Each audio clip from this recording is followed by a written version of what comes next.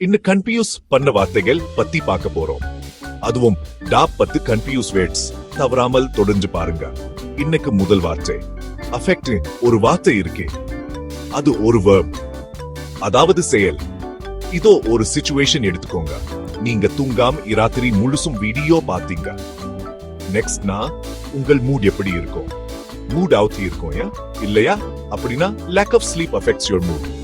அதாவது தூக்கம் இல்லாம இருக்கிறால உங்க மனநில பாதிக்கப்படுது. அஃபெக்ட் பாதிக்கிறது, இன்ஃப்ளூயன்ஸ் பண்ணுறது. இதுதான் அஃபெக்ட், ஒரு செயல். மோஸ்ட்லி அது ஏதோ ஒரு விஷயத்தில தாக்கம் செய்யறதுக்காக தான் யூஸ் பண்ணுவாங்க. இப்போ எஃபெக்ட் பத்தி பார்ப்போம்.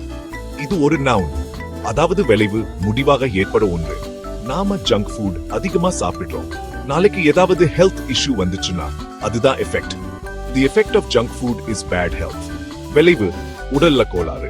இரண்டுக்கும் ஃப்ரேஸ்களும் காமன் யூசேஜ் வரும்.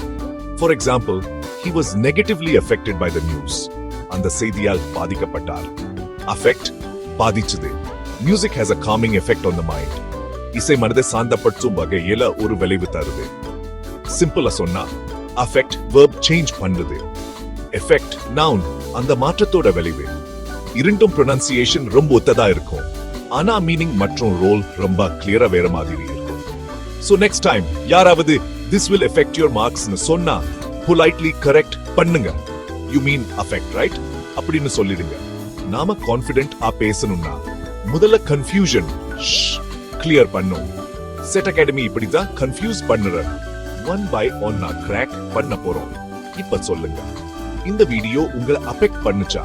இந்த வீடியோவோட எஃபெக்ட் என்ன? மறக்காம கமெண்ட் பண்ணுங்க. அதுக்கு முதல்ல லைக் பண்ணுங்க. பிடிக்கலன்னா மத்தவங்களுக்கு ஷேர் பண்ணிடுங்க. உங்க கஷ்டத்தை அவங்களும் அனுபவிக்கட்டும்.